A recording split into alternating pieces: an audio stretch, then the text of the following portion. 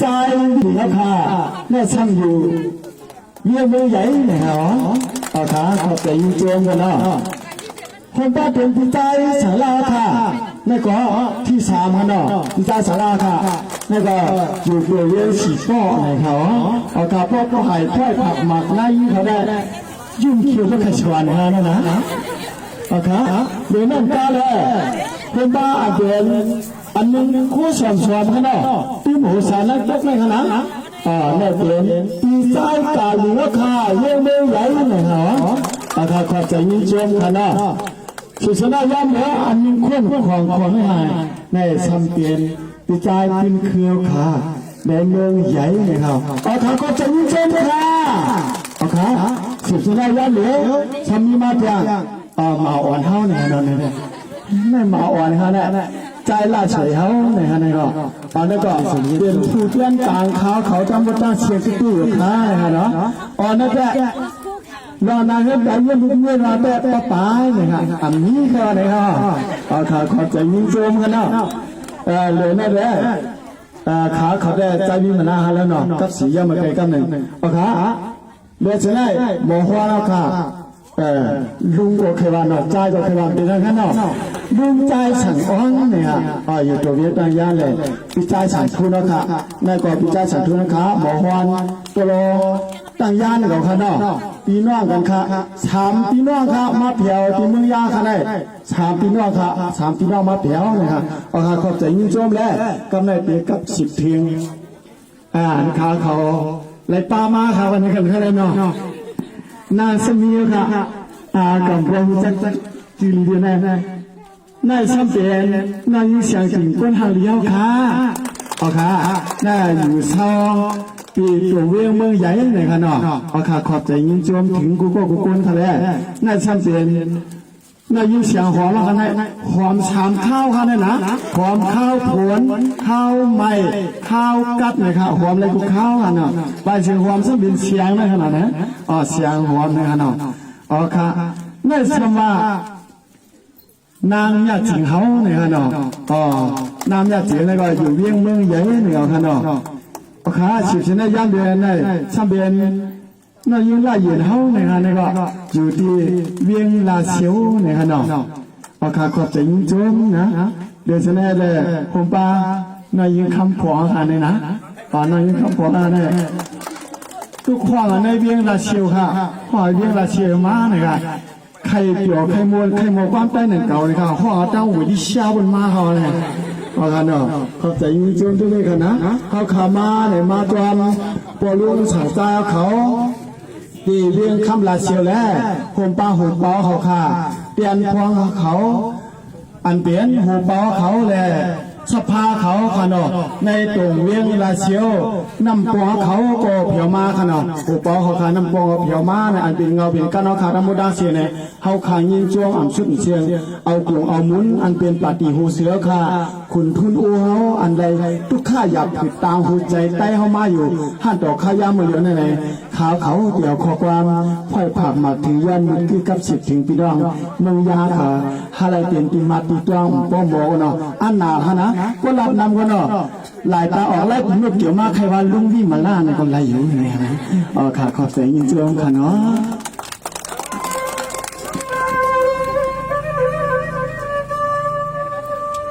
จังว่ามันไม่สูงค่าไม่สูงค่าเตรียมคนรอนางพี่น้องเมื่อยางก็ต่างเสียงต่างนำใจโลจำ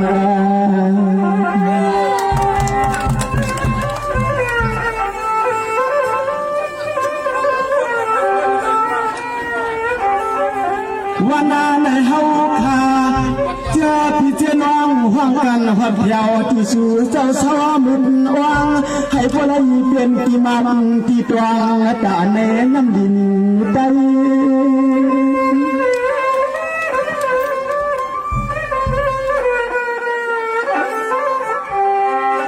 เมื่อในเฮาขับพี่เลี้ยน้องห่วงกันเขาหันเพียวกวางปวดห่วงไหลภายกับกายไป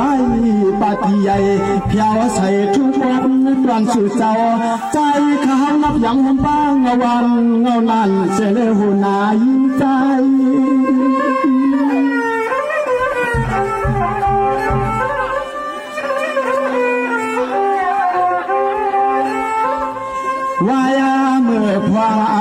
ขากันก้นมาวาลาตวันสู่เจ้าขากินาทุกใจทุกคอไม่อำขาดนอนน้ำดินจึงใจเป็นมาอ่างตักเดือถือให้มันขาด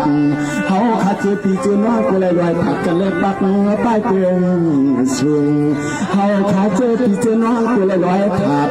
กันเลยปกป้ายปักสูงในนั่นเองนั่นเอง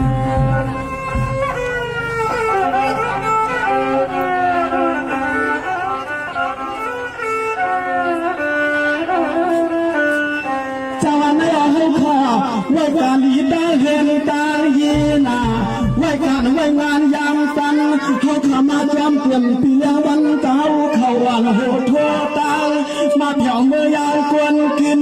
จีเสียงคือปืนจะเฮาปาตีใหญ่ปาตีใหม่ๆจันเห็นเจ้าลูกไล่อ่อนขึ้นกับขึ้นหน้าผ่านจันเห็นเจ้าลูกไล่อ่อนกับขึ้นหน้าผ่าน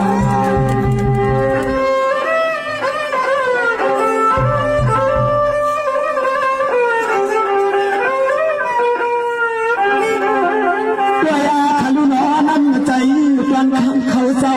วันว่าเฮาขาดเจ็บปีเจ็บน้องอันห้องกันเหือบอะไรกึ่งเสือกาเปลี่ยนยามเนี่ยจะเจอเล่นลิ้นจะเสียนไม่ขึ้นหุ่นสูงมา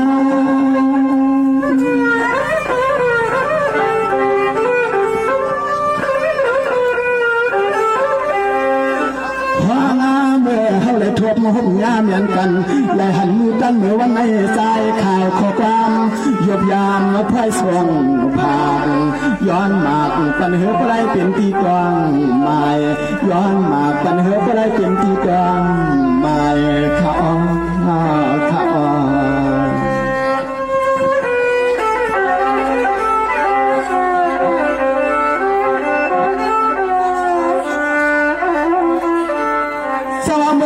ข้าถึงสัมเพลปกป้ายตาตีใหญ่หน้าให้ไปขึ้นกับใหม่ๆตีเมืองลายางเตรียมขุนรอนางไปหลวมเก็บความมาด้วยปืนกูจะคืนได้เฮาตกลิ้นเลยนอจะเฮาขาวันสร้างขัดตีการหักวันหักเมืองหักเมื่อจะเคยในอังเอจันติดเฮาปีเฮาว่างอ่านห้องบ่กว่าเพียวเตียงใหม่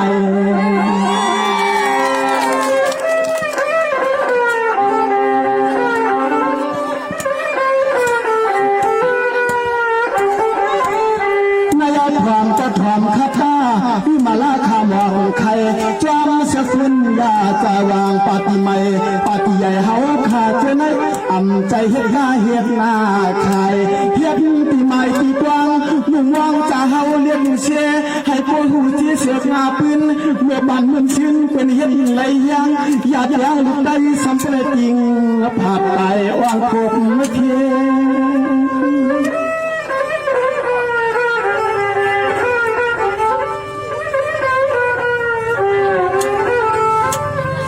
ตัวยาโลอันก้นมาโนมังกวางผู้สัมภเลยตายเปียกเนบุกเนสัมภเลยตายเปียกผู้ย้อนกูเปลี่ยนมาเข้าเจ้ายาทีงาชักจึงเมื่อเหลียวในหูเป้าขาเจ้าหุ่มป้าผู้เปลี่ยนสภาหุ่มป้าเพียงเตรียมทวันเข้าหน้าหุ่มป้าจะเลและปูเกในนี้ในอาวานไผ่กัวสานกว้างมือกันไผ่กัวสานกว้างมือกันดวงนั้นลง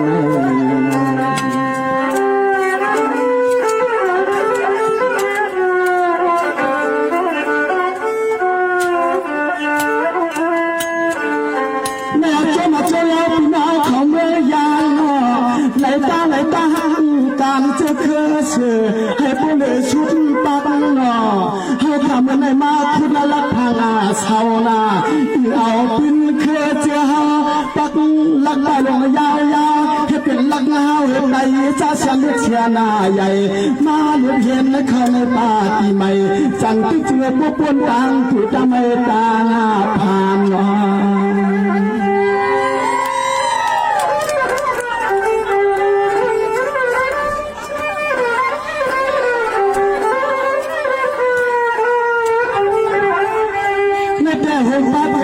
ห้างวันเลี้ยงวันไม่วันกำตาวันว่างไหวมือตัวกันเฮาก็อายนึงยับกำนายุนนายาม ชื่ออยู่เอาลุงพวงปอยาบาลาพี่กูเมียนเฮืองช่างใจปีใจตัว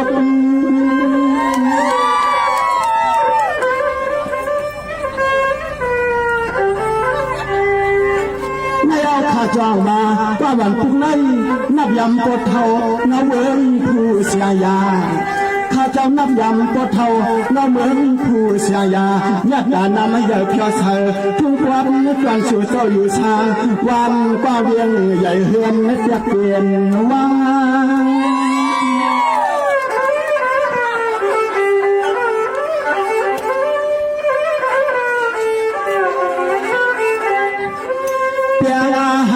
ป้าที่เหนือเจอเคยลุกไตก็ลูกหูบ่ข้าเตรียมผู้เตียนหาเฮียยุคไผ่ไตเปลืองให้ป้อเฮืองเตียนชายา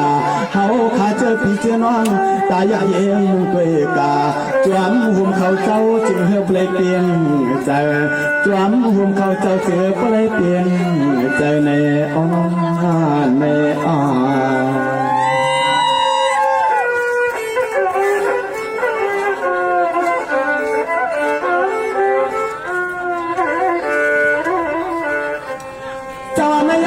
อยากว่าให้ข้ากันเพียงทุยโยยาภาษาโฮเสือขนอปานเอ๋มีบาเป็นคุณทุนอูเฮาย้อนสู่เปียงขนาปักไปในอ่ำจะว่าวันนอกลายผมปาเต็มในอาเวียงนาผมปาเต็มเมืองไหนเมืองเปียงยานเหมือนกันอ่ำเลือกตั้งผ่านต่างนี้เฮาอ่านกันให้เป็นเชียนใจ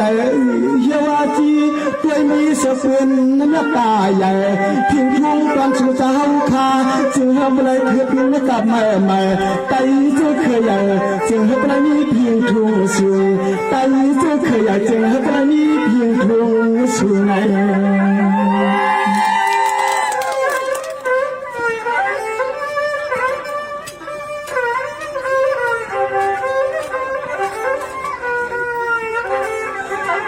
มาในฮาวาคาเตี่ยควายจูยุกอามือน้องใจหน่อยยิงลิงไล่ขายความยำพวยกาดไว้ห้องวังอ่อนุบวักน้องตาเชียงดาชูไปด้วยจางจีจานเป็นไปเลยคือผมผู้ผมนี้ขวัดความหักกันคืน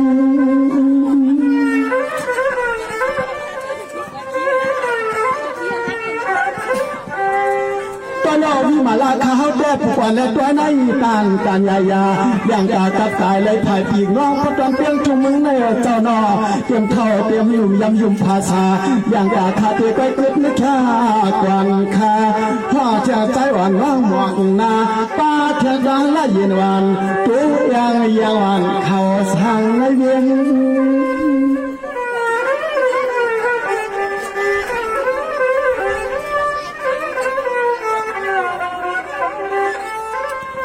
ด้วยโลเฮาแต่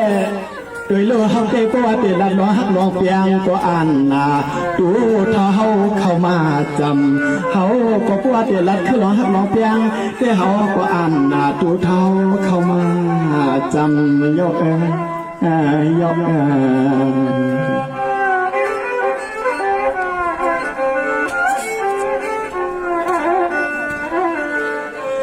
สอนให้เราการฮักเจ้าฮักคือในมันหือดังไวเขาขับพี่น้องมาเศร้าเสียมตีเฮือนลุงใจจะเขาก็มีเปลี่ยนสอสามวันไว้การไว้งานต่างเฮือนตายีนอเก็บไว้เที่ยวอยู่รวมจอมปินผู้ที่เสียงใจเขาตกดินเดี๋ยวเขาขับตัวกรุงหัดกองใส่พี่น้องเมืองในเฮือนนั้นเฮือนใหญ่สูไปเตือนหาเชียงนายุ่มนายามวันเตะกว้างวักกันเชียงนายุ่มนายามวันเตะกว้างวักก็หยอกเสื้อสูเจ้าเพื่อให้กว่าหันนอน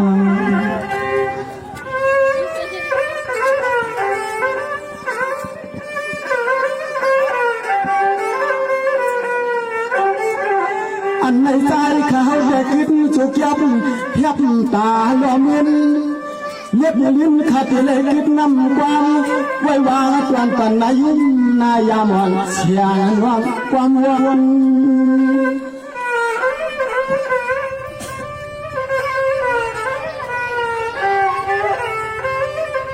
ความเนื้อเฮาก็ย้อนอาคางอาลาง กูคุณกูนางกูตวนกูป้าทวันเท่านาผู้เสียงยาเสียงข้อความเสลียงกาเกิดไม่แค่ยินหาปวงพอลับยาวนาโยพี่น้องประจังเปียงทุ่งเมื่อในหัวบ่ปีเมืองตั้งยันสังเกตลุ่มโดนในนั่นเองนั่นเอง